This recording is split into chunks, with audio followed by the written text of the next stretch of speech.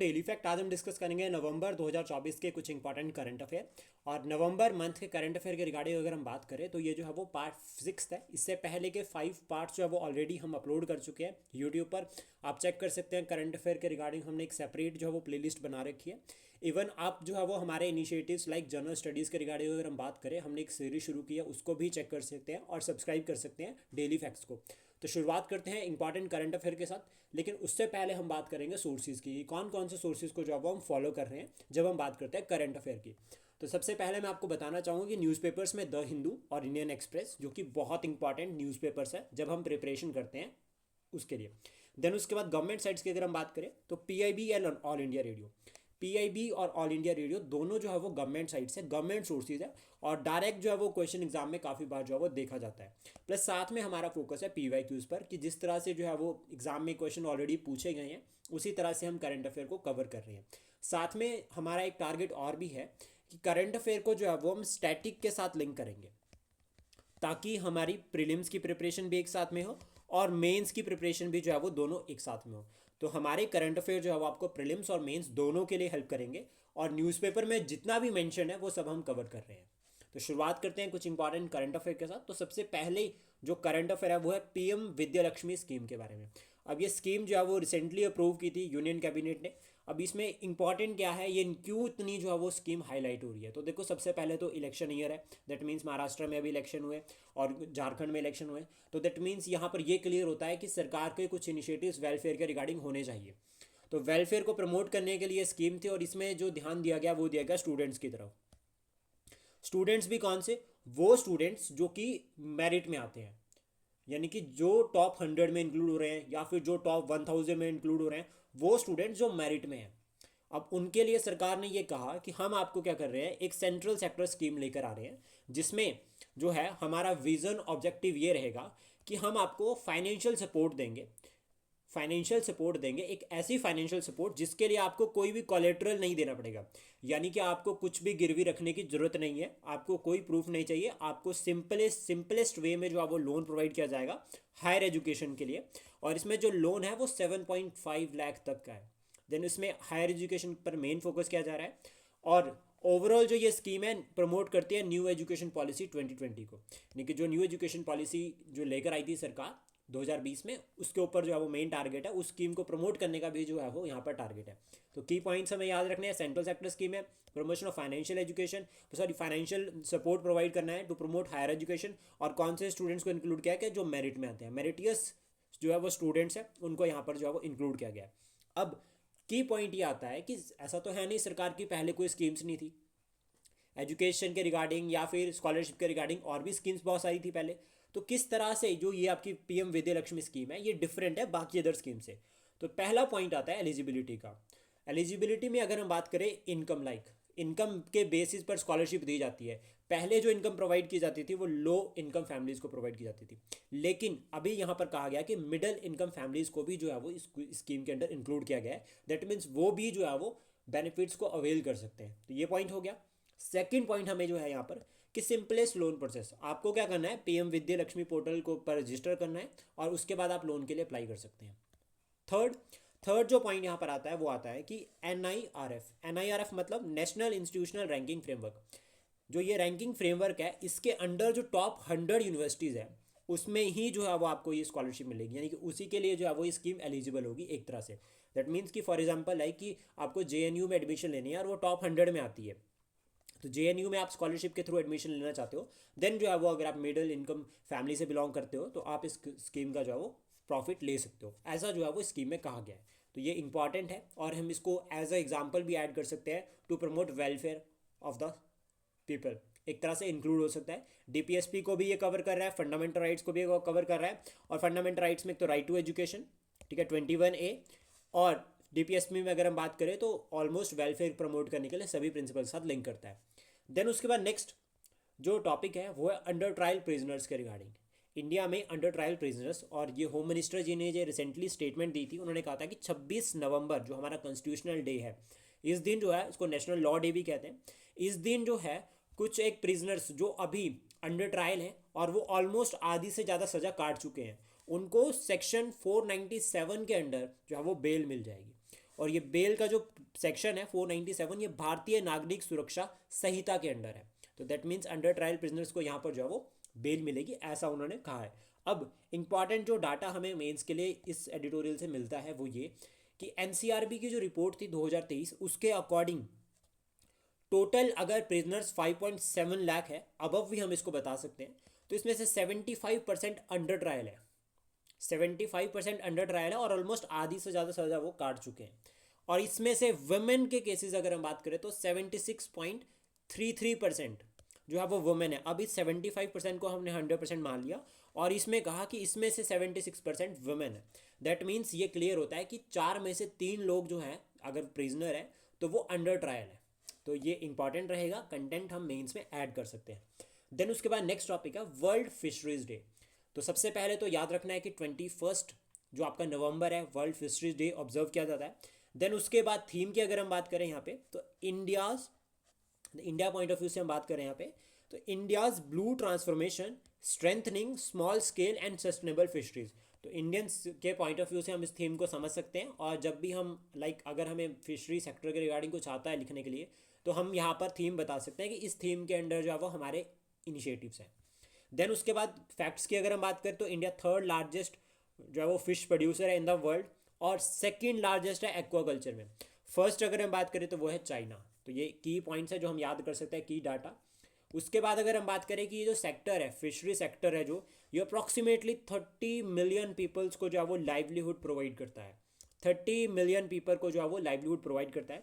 इसमें major initiatives की अगर हम बात करें सरकार की, अब 30 मिलियन लोगों को जब रोजगार दे रहा है तो कुछ सरकार के इनिशिएटिव्स होंगे। तो ब्लू रेवोल्यूशन, पीएम मत्स्य संपदा योजना और कम्युनिटी एंगेजमेंट, ये 3 इंपॉर्टेंट इनिशिएटिव्स हैं। और साथ में इनलैंड प्रोडक्शन की तरफ भी फोकस किया जा रहा है। जैसे फॉर एग्जांपल है कि अगर हम बात करें हिमाचल प्रदेश में भी जो है वो मत्स्य उत्पादन के रिगार्डिंग सरकार सब्सिडी प्रोवाइड कर रही है। फिशरीज के रिगार्डिंग इवन सरकार जो है वो आपको स्कीम्स भी लेकर आ रही है, सरकार आपको प्लॉट भी प्रोवाइड कर रही है मिनिमम प्राइजेस पे। तो ये जो है वो सरकार का इनिशिएटिव्स है कुछ। देन उसके बाद नेक्स्ट है अनएम्प्लॉयमेंट रेट 6.4% जुलाई से सितंबर 2024 तक।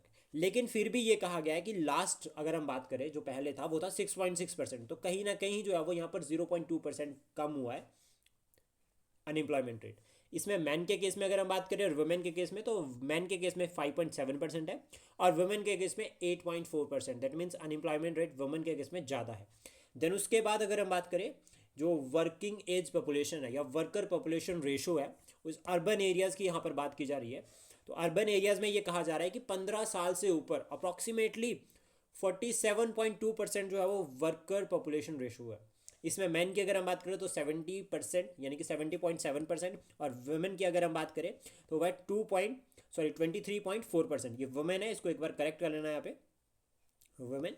और इसमें अब देखो 23% जो है वो वुमेन के केस में और 70% जो है वो मैन के केस में। तो दैट मीन्स ये क्लियरली बता रहा है unequal distribution of unemployment opportunities की जो एम्प्लॉयमेंट अपॉर्चुनिटीज़ है या अनएम्प्लॉयमेंट गैप है जो एक तरह से देखा जाए या फिर इसको एम्प्लॉयमेंट अपॉर्चुनिटी की तरह भी समझ सकते हैं। तो वो कितना है, वो जो है वो बहुत जो है वो अनइक्वल है, यानी कि आदमियों के लिए मैन के लिए ज़्यादा है opportunities as compare to women in urban areas. Then उसके बाद नेक्स्ट है news regarding the current affair या और इसमें जो है वो इंटरनेशनल इवेंट से रिलेटेड है। ये न्यूज़ इंटरनेशनल रिलेशंस का पार्ट है, यानी कि GS2 के लिए जो है वो आपको हेल्प करेगा। इसमें जो हमारे प्राइम मिनिस्टर है उन्होंने रिसेंटली विजिट किया गुयाना को। तो अगर हम बात करें ये एक हिस्टोरिक मूव है और 56 साल में पहली बार ऐसा हुआ है कि कोई प्राइम मिनिस्टर जो है वो गुयाना गया। रिसेंटली प्राइम मिनिस्टर जो है वो G20 के समिट के लिए ब्राज़ील जा रहे थे। तो ब्राज़ील जाते जाते उन्होंने सोचा कि गुयाना भी चले जाते हैं और थोड़ी सी बातचीत कर लेते हैं, डिप्लोमेटिक रिलेशंस अच्छे बना लेंगे। और इंपॉर्टेंट है क्योंकि कैरेबियन सी में जो है वो ये कैरेबियन रीजन जो है उसमें ये कंट्री लोकेटेड है। तो कैरेबियन जो रीजन है वो एक तरह से कोल और नेचुरल गैस से एनरिच है, तो हमें हेल्प मिल सकती है। 56 साल में पहली बार गए हैं कोई प्राइम मिनिस्टर यहाँ पे। और प्राइम मिनिस्टर ने साथ में यहाँ पे को चेयर किया India CARICOM summit. India CARICOM summit यानी जो कैरिबियन सी में जो समिट है उसको उन्होंने जो है वो को चेयर किया था यहाँ पे। अब इसमें इंपॉर्टेंट आता है कैरिकॉम की अगर हम बात करें तो कैरिबियन कम्युनिटी रीजनल ऑर्गेनाइजेशन है ये, जो बनी थी 1973 में और इसमें जो है वो 21 मेंबर है। इनकी एक मीटिंग हुई थी जिसको चेयर किया था, को चेयर किया था प्राइम मिनिस्टर मोदी जी ने। अब यहाँ पर इंपॉर्टेंट क्या दिया जा रहा है, कैरिबियन सी के रिगार्डिंग फोकस क्या जा रहा है, तो सिक्योरिटी कॉपरेशन होगा यहाँ पे, ठीक है। साथ में ह्यूमन एंड सोशल डेवलपमेंट यहाँ पर टारगेट है। इकोनॉमिक इंटीग्रेशन ये भी एक कोर टारगेट है और साथ में फॉरेन पॉलिसी कोऑर्डिनेशन, मतलब ये जो ग्रुप है इसका मेन टारगेट है सिक्योरिटी कोऑपरेशन, मतलब 21 छोटे छोटे देश जो मिलकर एक ऑर्गेनाइजेशन बना रहे हैं ताकि सभी के इंटरेस्ट को प्रमोट किया जा सके। वो इंटरेस्ट सोशल हो सकता है, इकोनॉमिक हो सकते हैं, पॉलिटिकल हो सकते हैं। इस तरह से हम इसको लिखकर जो है वो नोट्स बना सकते हैं ताकि हमें एग्जाम में हेल्प मिल जाए। देन उसके बाद है कि प्राइम मिनिस्टर जी ने क्यों विजिट किया। तो सबसे पहला तो रीज़न यही हो गया कि जो आपका ये कैरीकॉम समिट था इसको को चेयर करना था। सेकंड उसके बाद कि ये मूव जो है वो हिस्टोरिकल है, तो यहाँ पर स्ट्रेंथन होंगे एक तरह से कल्चरल और पॉलिटिकल टाइज, इंपॉर्टेंट है हमारे लिए। दूसरा, ये मार्केट हमारे लिए हेल्प कर सकती है, अगर इंडिया इन्वेस्टमेंट करता है यहाँ पे और रेगुलरली इंडिया इन्वेस्ट भी करता है तो हमारे लिए जो है एक मार्केट है। देन उसके बाद अगर हम बात करें, गोयाना जो है ना वो एमर्जिंग ऑयल हब हो रहा है वर्ल्ड लेवल पर, अगर हम बात कर रहे हैं दैट मीन्स कि जो एनर्जी सिक्योरिटी के रिगार्डिंग हमारे लिए बहुत इंपॉर्टेंट है। वेनेजुएला में ऑलरेडी ऑयल क्राइसिस चल रहे हैं, तो उसके बाद अगर हम बात करें गोयाना एक अपॉर्चुनिटी हो सकती है भारत के लिए। और साथ में एक्सपेंडिंग एंड हाइड्रोकार्बन, मतलब जो आपका हाइड्रोकार्बन सेक्टर है उसमें भी हमें हेल्प मिल सकती है। डिफेंस पार्टनर हमारा जो है वो गोयाना बन सकता है, तो हम उनको जो है वो वॉर इक्विपमेंट्स प्रोवाइड कर सकते हैं, तो इससे हमारा जो है वो एक्सपोर्ट भी बढ़ेगा। जो मेक इन इंडिया का हमारा टारगेट है उसमें हम एक्सपोर्ट को भी बूस्ट कर सकते हैं, तो हमें जो मार्केट चाहिए वो हमें गोयाना से मिल सकती है। ट्रेड एंड कॉमर्स में प्रमोशन होगी, डेफिनेटली बात है, वो भी एक टारगेट है। और जोग्राफिकल फैक्टर अगर हम बात करें कि चाइना की प्रेजेंस को काउंटर करने के लिए हमारे पास ग्लोबल साउथ में जो है वो ऐसी कंट्रीज़ के सपोर्ट होना बहुत ज़रूरी है। देन उसके बाद अगर हम बात करें रिसेंट विजिट में, तो इसमें जो है वो highest national award the order of excellence of Guyana, ये जो है वो प्राइम मिनिस्टर मोदी जी को मिला। और एग्रीमेंट्स जो किए हैं रिसेंट में, तो सबसे पहला हेल्थ, एजुकेशन और आयुर्वेद, इन तीन पे हमने टारगेट किया और ये हमारा कोर है। ये तीन हमारे कोर टारगेट है जिसकी वजह से हम जो है वो वर्ल्ड वाइड फेमस है। आयुर्वेदा के लिए हम फेमस है, एजुकेशन सिस्टम हमारा बेहतर होता जा रहा है, और हेल्थ के लिए भी जो है वो अब हम जो है वो काफ़ी फोकस कर रहे हैं। और इसके रिगार्डिंग अगर हम बात करें तो टेली मेडिसिन का कंसेप्ट हम एक समझ सकते हैं। और दूसरा, मेडिकल टूरिज्म। भारत पहले ऐसा होता था 1990 से पहले लोग बाहर जाते थे इलाज करवाने के लिए, तो दैट मीन्स उनको बाहर अगर खर्चा कर रहे हैं, बाहर खर्चा पे कर रहे हैं, तो उसका हमें तो प्रॉफिट नहीं होगा। लेकिन अभी इंडिया में जो मेडिकल हॉस्पिटल्स है, बड़े बड़े एम्स अगर हम बात करें, तो एम्स का जो नेटवर्क बन गया है अब, तो उसकी वजह से बाहर से भी लोग जो है वो भारत में आ रहे हैं। तो अभी medical sector tourism point of view से बहुत ज़्यादा कंट्रीब्यूट कर रहा है। और इसका एग्जांपल हम रिसेंट लिख सकते हैं, जो बिलासपुर में एम्स खुला है, तो उससे रीजनल एम्प्लॉयमेंट अपॉर्चुनिटीज़ भी जो है वो बढ़ेगी, रीजनल लाइवलीहुड मिलेगी लोगों को, तो ये इंपॉर्टेंट पॉइंट रहता है। देन डिजिटल ट्रांसफॉर्मेशन की तरफ टारगेट है, एग्रीकल्चर को बूस्ट करने का टारगेट यहाँ पर रखा, ट्रेड एंड कॉमर्स को जो है वो एनहांस करने का, और banking and payment system, for example like UPI. तो यूपीआई एक बहुत इंपॉर्टेंट है जो कि अभी आने वाले टाइम में देख सकते हैं कि गोयना से हमारी इस तरह की डील होगी। देन उसके बाद साथ में ही प्राइम मिनिस्टर ने विजिट किया था नाइजीरिया को। तो नाइजीरिया की सबसे पहले अगर बात करें तो अफ्रीकन कंट्री है, ठीक है। और इंपॉर्टेंट पॉइंट है कि अगर हम अफ्रीका को इस तरह से डिवाइड करते हैं तो ये वाला जो रीजन बनता है वो बनता है नॉर्थ वेस्ट रीजन, और यहाँ से इक्वेटर क्रॉस करती है, तो इसलिए ये रीजन बहुत ज़्यादा इंपॉर्टेंट है। और 17 साल बाद जो है वो किसी प्राइम मिनिस्टर ने नाइजीरिया विजिट किया, और इस टाइम जब विजिट किया तो उनको सेकंड हाईएस्ट नेशनल अवार्ड मिला है जिसका नाम है grand commander of the order of Niger, ये मिला है। डिप्लोमेटिक रिलेशंस की अगर हम बात करें तो 1958 में शुरू हुए थे। उसके बाद 1960 में जब इंडिपेंडेंस जो है वो ब्रिटिश रूल्स यानी कि कॉलोनियल रूल से जब उन्होंने नाइजीरिया जब इंडिपेंडेंट हो गया, तो उसके बाद हमने फुल फ्लेज रिलेशंस बना दिए। और 2007 में जब वो स्ट्रेटेजिक पार्टनरशिप जो है वो शुरू हो गई इंडिया और नाइजीरिया के बीच में।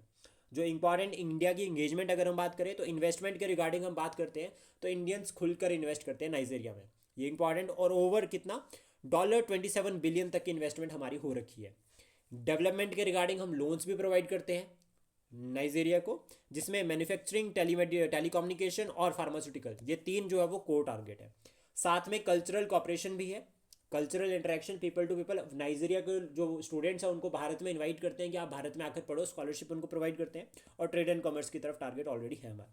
इंडिया के इंटरेस्ट क्या है नाइजीरिया में, तो सबसे पहला स्ट्रेटेजिक फैक्टर है, चाइना को काउंटर करने वाला, हम यहाँ पर ऐड कर सकते हैं। और साथ में फोकस है हमारा कॉमन जो चैलेंजेस नाइजीरिया और इंडिया फेस कर रहे हैं, terrorism, separatism, piracy, drugs and human trafficking, इनके ऊपर मिलकर काम करने का टारगेट है।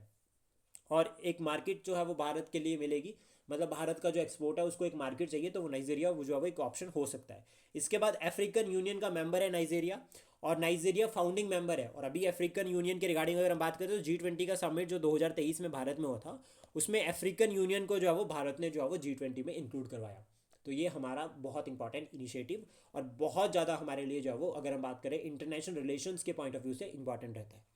देन उसके बाद नेक्स्ट है इंटरनेशनल क्रिमिनल कोर्ट। ये आजकल न्यूज़ में चल रखा है क्योंकि इन्होंने अरेस्ट वारंट इशू किया है अगेंस्ट इजराइल प्राइम मिनिस्टर, उनके डिफेंस मिनिस्टर और हमास के जो ऑफिशियल्स हैं उनके अगेंस्ट। इसमें कारण है कि उन्होंने वॉर क्राइम्स को, एक तो वॉर क्राइम्स एक रीज़न है, दूसरा ह्यूमन जो राइट्स वो वायलेट कर रहे हैं उसके रिगार्डिंग भी जो है वो ये उनके ऊपर चार्जेस लगे और अरेस्ट वारंट इशू हुआ। अब हम बात करते हैं तो ये एक परमानेंट कोर्ट है, ठीक है, जो कि सीरियस इंटरनेशनल क्राइम्स से रिलेट करता है, पहला पॉइंट। सेकंड अगर बात करें हेडक्वार्टर की तो वो है हेग नीदरलैंड में। इसको बनाया गया था 1998 में, लेकिन फंक्शनिंग की अगर हम बात करें तो 2002 में शुरू हुई। बना इटली में है लेकिन हेडक्वार्टर कहाँ पर है, हेग नीदरलैंड में। देन मेंबर्स की अगर हम बात करें तो 124 मेंबर्स है इसमें और 18 जजेस होते हैं। जो 124वां मेंबर है, ठीक है, वो मलेशिया बनाया अभी रिसेंट। पहले 123 थे लेकिन अभी 124 जो है वो मलेशिया है। तो याद रखना मलेशिया जो है वो आपका लेटेस्ट मेंबर बना है। की पॉइंट्स अगर हम बात करें तो Bharat, China, Iraq, north Korea, Turkey ने ना तो ज्वाइन किया है, ना तो साइन कर रखा है, ना रेटिफाई कर रखा है। Then Russia, USA, Israel, Syria, इनकी बात अगर हम बात करें तो साइन इन्होंने कर रखा है इस एग्रीमेंट को जो रोम स्टैच्यू हुआ था, लेकिन रेटिफाई नहीं किया है। देन उसके बाद नेक्स्ट है climate change performance index. Climate change के रिगार्डिंग जो परफॉर्मेंस होती है उसको ये ट्रैक करते हैं, प्रोग्रेस को ट्रैक करते हैं। सबसे प्लस पॉइंट ये है कि भारत का रैंक जो है वो 10th है और भारत और यूके दो ही ऐसी कंट्रीज है 63 मेंबर्स में से जिन्होंने जो है वो एक अच्छी प्रोग्रेस को शो किया है। 10th रैंक जो है वो भारत का है। और ये जो क्लाइमेट चेंज परफॉर्मेंस इंडेक्स है इसको रिलीज करते हैं think tanks, German watch, new climate institute, climate action network international. ये तीन जो है वो इंपॉर्टेंट जो थिंक टैंक है जो उसको रिलीज करते हैं। देन उसके बाद नेक्स्ट है इंटरनेशनल कोऑपरेटिव अलायंस।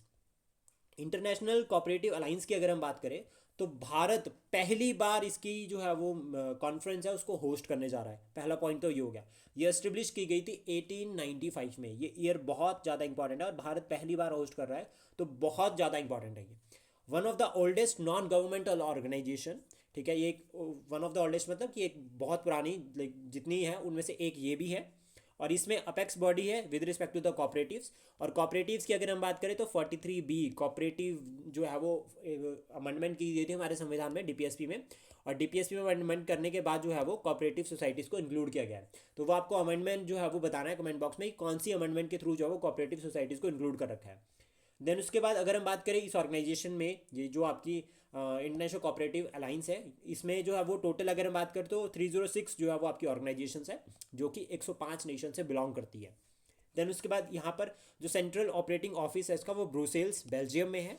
और United Nations year of cooperative जो है वो 2025 डिक्लेयर किया गया है। तो ये बहुत ज़्यादा इंपॉर्टेंट है, इसलिए ये बहुत इंपॉर्टेंट रहता है कि 2025 को जो है वो UN international year of cooperatives declare किया है। तो कोऑपरेटिव फेडरलिज्म, ठीक है, या कोऑपरेटिव सोसाइटीज़ या कोऑपरेटिव कॉपरेशन या कोऑपरेटिव्स हो गया, कॉपरेशन हो गया, या कम्युनिटी इंगेजमेंट हो गया, या पीपल सेंट्रिक इनिशिएटिव्स हो गया, या गवर्नमेंट पीपल कॉपरेशन हो गया। ये सभी टॉपिक्स जो है वो अब मतलब 2025 के लिए इंपॉर्टेंट हो जाते हैं इस थीम के अकॉर्डिंग। थीम्स है, थीम की अगर हम बात करें तो cooperatives build prosperity for all, तो हम ये थीम भी बता सकते हैं। आई होप ये इनिशिएटिव आपको अच्छा लगा हो। Please support, share and subscribe daily fact. Thank you for today.